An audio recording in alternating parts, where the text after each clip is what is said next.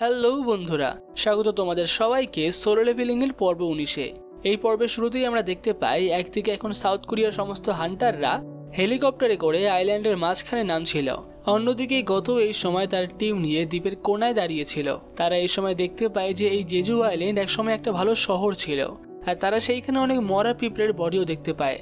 তারা বুঝতে পারে যে এই পিঁপড়েগুলোকে এখানকারই কেউ খেয়েছে।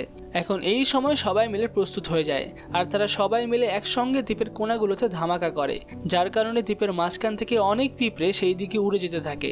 আর যে কটা পিঁপড়ে উড়ে হেলিকপ্টারের দিকে যায় তাদের উপরে জং ইন তার ফ্লেম পাওয়ার দিয়ে অ্যাটাক করে, যেটা দেখে মিন বিয়ঙ্গু এই সময় খুবই অবাক হয়। কিন্তু জং ইন বলে না, এতেই হবে না। আর এখন আমরা দেখতে পারি যে সমস্ত পিঁপড়েগুলো আবার উড়ে আসতে থাকে, যেটা দেখে জং ইন বলে আমি এটাই ভেবেছিলাম, এই পিঁপড়েগুলো অনেক হাই র্যাঙ্কের, এদেরকে একটা ব্লোতে এইভাবে মারা যাবে না। এই বলে সে তাদের উপরে আবার অ্যাটাক করে, আর এইবারের অ্যাটাকটা আগের থেকে অনেক পাওয়ারফুলি হয়। সে বলে পিঁপড়েগুলো অনেক ইভলভ হয়ে গেছে, আবার এইরকম একটা অ্যাটাক এ র্যাঙ্ক ডানজনের বিস্টগুলোকেও মেরে ফেলতে পারে, কিন্তু এদের এতে কিছুই হচ্ছে না, মানে আমাকে আরও পাওয়ারফুল অ্যাটাক করতে হবে। এই বলেই সে হেলিকপ্টারের থেকে নিচের দিকে লাফ দেয়, আর সেইখানে থাকা সমস্ত পিঁপড়েদেরকে একটা ব্লোতেই মেরে ফেলে। সে এখন বলতে থাকে আমি যখন ছোট ছিলাম তখন আমি পিঁপড়েদের সঙ্গে খেলতাম ছোট্ট একটা লাইটার দিয়ে, কিন্তু এখন আমি এত বড় আগুন দিয়ে খেলছি। যাই হোক, এরপরে সে সবাইকে ডাকে হেলিকপ্টারের থেকে নিচে নামার জন্য। এদিকে নামার আগে ডংবুক ভাবতে থাকে আগের বারের মতো এইবার এই রেডে আমাদের আর পালানোর রাস্তা নেই, আর জাপানিজ হান্টাররাও পিঁপড়েগুলোকে বেশিক্ষণ ধরে রাখতে পারবে না, হয়তো ম্যাক্সিমাম 1 ঘন্টা। আমাদেরকে সেই সময়ের মধ্যেই কুইনকে মারতে হবে। এই বলেই সমস্ত হান্টাররা হেলিকপ্টারের থেকে লাফিয়ে পড়ে, আর এরপরেই স্যাটেলাইটের থেকে জেজু আইল্যান্ডের চারিপাশে একটা স্পেশাল রেডিও ওয়েভ ছড়িয়ে দেওয়া হয়, যেটার কারণে পিঁপড়েরা ডিস্ট্র্যাক্ট হয়ে থাকবে, আর তারা তাদের কুইনের আওয়াজ শুনতে পারবে না। এদিকে এখন আমরা দেখতে পাই যে জাপানের 10টা হান্টার টোটাল 4টি টিমে ভাগ হয়েছিল, আর প্রত্যেকটা টিমই এই সময় পিঁপড়েদেরকে মারতেই ব্যস্ত থাকে। কয়েকজন তো এটাও বলে এদেরকে তো আমরাই মেরে ফেলতে পারবো, সাউথ কোরিয়ান হান্টারদেরকে না আনলেও হতো। এখন জাপানিজ হান্টার কাই দূর থেকে দেখতে পায় যে চই জং ইন দ্বীপের মাঝখানে তার ফায়ার অ্যাটাক করছে। সে এই সময় ভাবে আমার আইসের পাওয়ার আর জং ইনের ফায়ার পাওয়ার, আমরা দুজনের লড়াই করলে কি হবে। যাই হোক, অন্যদিকে আমরা দেখতে পাই যে এই সময় সাউথ কোরিয়ান হান্টাররা দ্বীপের পুরোপুরি মাঝখানে পৌঁছে যায়। তারা ভাবে যে এই জায়গাটার আগে অনেক নাম ছিল, এটা খুবই সুন্দর একটা জায়গা, কিন্তু এখন আর সেই সমস্ত কিচ্ছু নেই, এখন শুধুমাত্রই এটা পিঁপড়েদের বাসা। আর এখন সেই পিঁপড়েদের গুহায় ঢুকে চই জং ইন তার একটা ফ্লেম ব্যারিয়ারের ব্যবহার করে, যার সাহায্যে কিনা বাইরের দিকে কোনো বি র্যাঙ্ক বা তার থেকে লো র্যাঙ্কের পিঁপড়েরা ভেতরে ঢুকতে পারবে না। আর সে এখন তার চারিপাশে অনেকগুলো গুহা দেখতে পায়, কোনটা দিয়ে যাওয়া ঠিক হবে সে বুঝতে পারে না, তাই সে সব কোটার মধ্যেই তার ফ্লেম ম্যাজিক দিয়ে অ্যাটাক করে। সেই সবগুলোতেই ব্লাস্ট হয়, কিন্তু একটাতে হয় না। সে বুঝতে পারে যে এই গুহাটা নিশ্চয়ই অনেক ডিপ, তাহলে আমাদেরকে এটার মধ্যে দিয়ে যাওয়ার দরকার। তার এরকম কায়দা কৌশল দেখে বাইক ইয়োনো ভাবে সত্যি জং ইন তোমার কায়দা খুবই ভালো, তোমাকে আমাদের টিমে নেওয়াটা সত্যি সার্থক। আর এরপরে জং ইন সবাইকে সেই গুহার ভেতরে যেতে বলে। অন্যদিকে আমরা দেখতে পাই যে সাং জিনবো নিজের ডেইলি মিশন শেষ করলো, 10 কিলোমিটার দৌড়ানো। সে এখন দেখতে পায় যে পুরো পার্কে কোনো লোক নেই। সে ভাবে যে হয়তো জেজু আইল্যান্ডের ব্রডকাস্টিং শুরু হয়ে গেছে, সবাই হয়তো তার বাড়িতে বসে সেটাই দেখছে। এখন সে ভাবতে থাকে সাউথ কোরিয়ান হান্টার আর জাপানিজ হান্টাররা অনেক পাওয়ারফুল, তারা এই কাজটা আমি না থাকলেও করে ফেলতে পারবে যদি সবকিছু ঠিকঠাক প্ল্যান মতোই হয়। অন্যদিকে আমরা দেখতে পাই যে সাউথ কোরিয়ান টিম গুহার ভিতরে খুঁজে পাওয়া অনেকগুলো পিঁপড়েকে মেরে ফেলে। তারা ভাবে এরাই কি ছিল কুইনের আসল গার্ড, যদি এরকম হয় তাহলে এদেরকে তো আমরা মেরেই ফেললাম, এখন আমরা ভেতরে যেতে পারি। এদিকে মিন বিয়ঙ্গু বলে আচ্ছা তোমাদের কি মনে হয় যে কুইন এখনো পর্যন্ত এখানেই আছে? এমনও তো হতে পারে যে সে সবাইকে ছেড়ে এখান থেকে পালিয়ে গেছে। যার উত্তরে বাইকিউনো বলে এরকম হবে না, ওরা পিঁপড়ে, ওরা মানুষ না, ওরা এই সমস্ত একদমই করবে না। আর যদি ওরা পালিয়েও যায় তাহলে এবার যাবে কোথায়?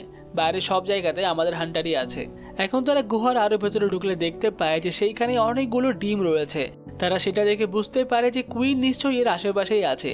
এখন জং ইন সেই সমস্ত ডিমগুলোকে পুড়িয়ে ফেলতেই যায়, এই সময় চাহিন তাকে আটকে ফেলে আর বলে তোমরা কি লক্ষ্য করলে মাঝখানের ওই ডিমটা বাকি ডিমগুলোর থেকে কিন্তু অনেকটাই বড়। সেই ডিমটা দেখে এখন বিয়ঙ্গু বলে ওটা কি, ওটাই কি তাহলে রয়্যাল গার্ড? তাদের এই সমস্ত কথাবার্তা চলতে চলতে বায়কিউনো বলে আমাদেরকে এখন এই সমস্ত পিছনে অত মাথা ঘামালে হবে না, আমাদের মেন কাজটা আমাদেরকে করতে হবে, কুইনকে মারতে হবে। কিন্তু বায়কিউনো এই সময় ভেতর থেকে একটু ভয় পায়। অন্যদিকে বাইরে জাপানের একটা টিমে আমরা দেখতে পাই যে কেনজো নামের একটা ছেলে এই সময় অনেক পিঁপড়ে মেরে ফেলে, কিন্তু তাদেরকে মারাকালীন তার ঘাড়ে আর কোমরে আঘাত লাগে। এই সময় সে একটা মেয়ের সামনে আসে আর তাকে হিল করতে বলে, যেটা শুনে মেয়েটা বলে, হ্যাঁ আমি তোমাকে হিল করে দেব, কিন্তু তার জন্য আমার একটা জিনিস লাগবে। এটা টাকা না, অন্য একটা জিনিস। যেটা শুনে কেনজো বলে, তোমার বয়স এত কম, তাও তুমি টাকা নিয়ে একটু বেশি লোভী হয়ে গেছো, এখন তাড়াতাড়ি করো, আরো অনেক পিঁপড়ে আমাদের দিকে আসছে। আর এরপরে যখন সে মেয়েটার দিকে তাকায়, দেখতে পায় যে মেয়েটার গলা আর নেই, সেটা কেটে ফেলেছে। সে এবং তার পাশের হান্টারটা এটা দেখে খুবই অবাক হয়। আর সেইখানে যে বড় পিঁপড়েটা থাকে, কেনজো তাকে মারতে যায়, কিন্তু কেনজো এই সময় কোনো চান্সই পায় না। সেই পিঁপড়েটা একটা শটে কেনজোর মাথা উড়িয়ে দেয়।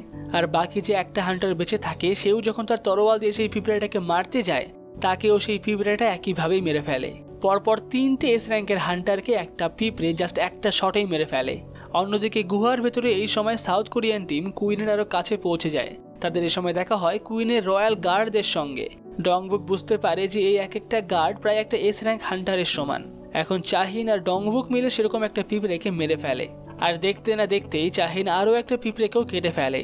সে এই সময় বলতে থাকে, এদের বডিগুলো অনেকটাই শক্ত, আমি যতটা ভেবেছিলাম তার থেকে অনেক বেশি। ডংবুক বুঝতে পারে যে এদের সঙ্গে লড়াই করাটা খুবই মুশকিল, ভালো ব্যাপার যেগুলো খুব একটা বেশি নেই।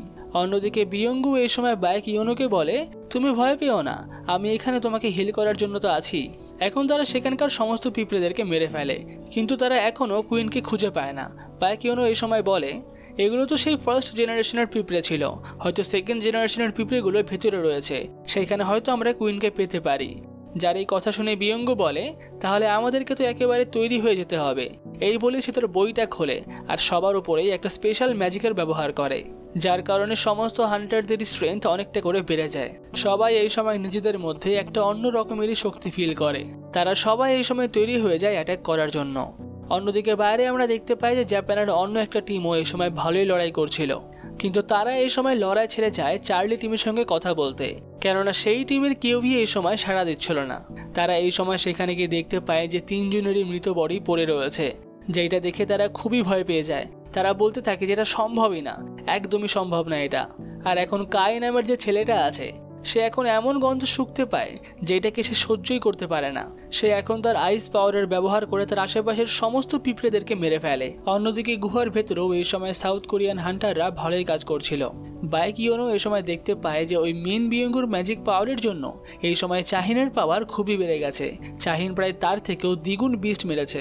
এখন তারা ভাবে যে এই পর্যন্ত আসতে তাদের 15 মিনিট লাগলো, আবার ওদেরকে ফিরেও যেতে হবে, তাহলে তাদের কাছে শুধুমাত্র আর 30 মিনিটই সময় আছে। তাই খুব বেশি দেরি না করে এই রেডটাকে কি করে শেষ করা যায় সেটা এখন আমাদেরকে ভাবতে হবে। এই সময় চাহিন কিছু একটার গন্ধ পায়। সে বলে, এইটা হয়তো কুইনেরই গন্ধ হবে, সে হয়তো তার গার্ডদের সঙ্গেই রয়েছে। আর এখন বায়কিওনো বলে, ঠিক আছে তাহলে আমাকে চেক করতে দাও। বায়কিওনো এখন তার পাওয়ারের ব্যবহার করে দেখতে পারে যে তাদের সামনের দেওয়ালের পিছনেই কুইন রয়েছে, আর কুইনের সঙ্গে 8টা বিশাল পাওয়ারফুল গার্ড রয়েছে, যাদের লেভেল প্রায় এস র্যাঙ্কের সমান। এই সময় ডংউড চাহিনকে বলে, আমি কুইনের দিকে যাচ্ছি, তুমি সেই সময়ে বাকি গার্ডগুলোকে সামলাও। আর এখন জং ইনো তার পুরো পাওয়ারের ব্যবহার করে। সে বলে, সাধারণত কোনো রেডে গেলে আমি আমার পুরো পাওয়ার খরচ করি না, কিন্তু আজকে এইখানে আমাকে করতেই হবে। এখন আমরা দেখতে পাই যে বায়কিওনো একই কাজ করে। সে তার বডিকে পুরোপুরিভাবেই ট্রান্সফর্ম করে নেয়, আর সে এখন দেখতে হয়ে যায় একটা সিংহের মতো। এই সময় চাহিনও বায়কিওনোর এই ফর্মটাকে প্রথমবার দেখে, আর এরপরে চাহিন নিজেও তার ফুল পাওয়ারের ব্যবহার করে।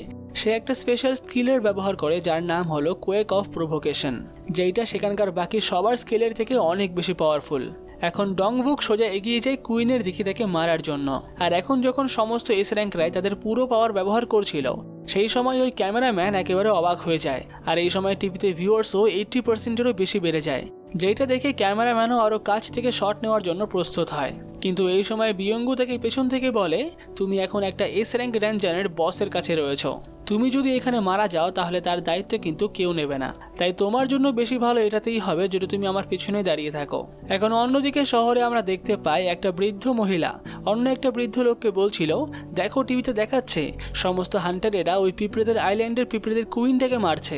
যেটা শুনি ওই বৃদ্ধ লোকটা বলে, তুমি দেখো ওই সমস্ত, আমার ওই সমস্ত দেখার কোনো রকমেরও ইচ্ছা নেই।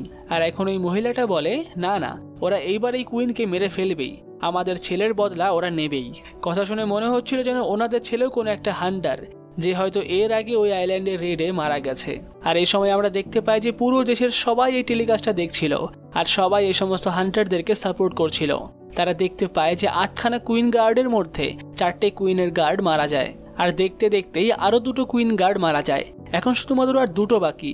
ওই দুটোকে মারলেই সমস্ত হান্টারেরা একসঙ্গে কুইনকে অ্যাটাক করতে পারবে। পুরো দেশের সবাই এই সময় ভাবে যে এইবার জিত তাদের হাতেই। এইভাবে করতে করতেই তারা সমস্ত গার্ডগুলোকে মেরে ফেলে। আর এদিকে চ্যানেলের ভিউয়ারশিপও 85% বেড়ে যায়। আর এখন যদি তারা কুইনকে মারতে পারে তাহলে সাউথ কোরিয়াও এমন একটা দেশ হয়ে যাবে যারা এস র্যাঙ্কের গেট ক্লিয়ার করেছে। এর আগে শুধুমাত্র ইউনাইটেড স্টেট, চায়না, রাশিয়া আর ফ্রান্সই কোনো এস র্যাঙ্কের গেট ক্লিয়ার করেছে। আর সেইখানে হয়তো এবার সাউথ কোরিয়ার নামও আসবে। যাই হোক, এই সময় সমস্ত হান্টাররা মিলে এখন একসঙ্গে কুইনের ওপরে অ্যাটাক করে। তারা ভাবে যে কোনো গার্ডকে ছাড়া কুইনকে মারা হয়তো খুবই সহজ, কিন্তু আসলে এরকম না। কুইনও ভালোই অ্যাটাক জানে। সে বাইকিওনো আর ডংবুককে আহত করে ফেলে, কিন্তু সেই সময় পেছন থেকে মিন বিয়ঙ্গু তাদেরকে সঙ্গে সঙ্গে আবার হিল করে দেয়।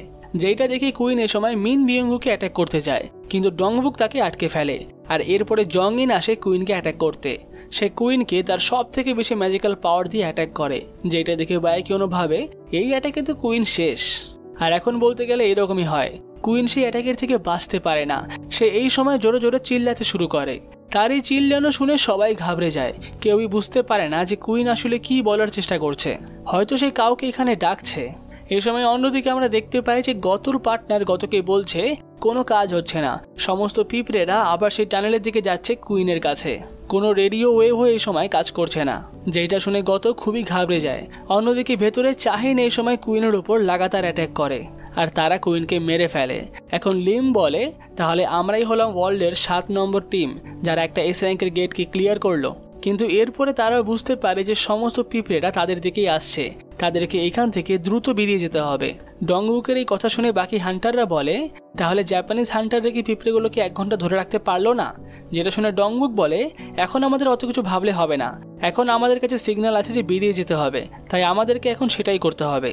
আর এখন তারা সবাই বেরোনোর জন্য প্রস্তুতি হয়, কিন্তু সেই সময় তারা সবাই একটা অন্যরকম পাওয়ার ফিল করতে পারে।